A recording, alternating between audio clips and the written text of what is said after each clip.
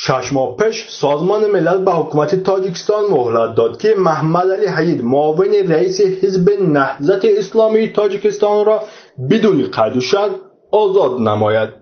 در خلاصه گروه کاری سازمان ملل عاید به بازداشت‌های خودسرانه آمده است. وکیلان او را از تمام اتهامات آگاه نکردند. به وکیلانش برای تحقیق پرونده فقط 2 هفته مهلت دادند.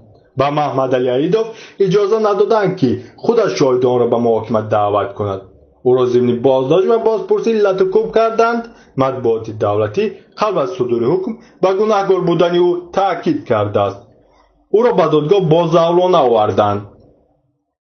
ماه اکتبر سال جاری 180 روز مهلتی که کمیته حقوق بشر سازمان ملل در رابطه با آزاد کردن زید سیدوف به حکومت تاجیکستان داده بود سپری شد، ولی او هنوز در زندان است. در خلاصه کمیته از جمله چنین آمده است: حقوق زید سیدوف به آزادی گردهمایی و تأسیس حزب سیاسی، حق او به تفتیش بدون ممانعت و محاکمه عادلانه پرونده‌اش را زیر پا کرده است. هفته قبل هم پرونده بزرگمر یاروف به سازمان ملل رفت و به شبه گروه کاری به همان خلاصه خواهند آمد که در تحقیق پرونده محمد علی حید و زید سیدوف به آن رسیدند. کیت برد، مدیر فریدم ناو، یکی از سازمان حقوقی که پرونده بزرگمر یاروف را به گروه کاری سپردند، بر این نظر است که حبس و نقض حقوق اصلی او و نمونه خیلی اضطراب برانگیز به احترامی تاجیکستان به حکم قانون است. همزمان بر رسانه‌ای شدن رفته پرونده بزرگمر یاروف به سازمان ملل، اتحادیه اروپا هم روز 26 اکتبر طی بیانیه از حبس طولانی مخالفان سیاسی، تعقیب اعضای خانواده آنها و وکیلانی که از حقشان دفاع می‌کنند اظهار نگرانی کرده از حکومت تاجیکستان دعوت کردند که پرونده بزرگمر یاروف را بازنگری کنند. عین همین طلب را یک روز قبل امیلیا پوما، معاون یاور کاتب دولتی آمریکا، ضمن ملاقاتش با مقامات تاجیکستان کرده بود.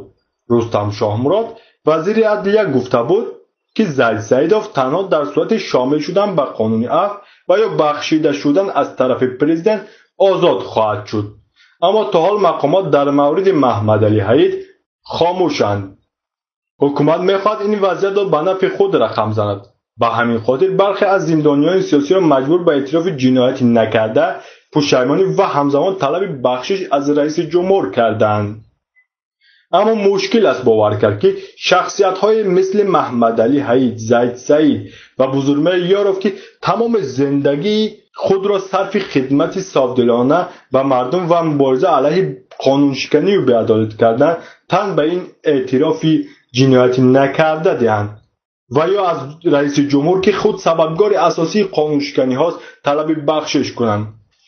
حالا حکومت تاجیکستان تنها 2 راه دارد: یا با طلب سازمان ملل و دیگر سازمان‌های حقوق بشر تن داده زندانیان سیاسی از جمله بزرگمر یاروف، زید سیدوف، محمد علی حید و دیگران را آزاد می‌کنند و یا منتظر اقدام‌های بعدی و عملی سازمان ملل و دیگر سازمان‌های حقوق بشر نشسته خود و کشور را در انویزهای بین المللی بیشتر قرار خواهند داد.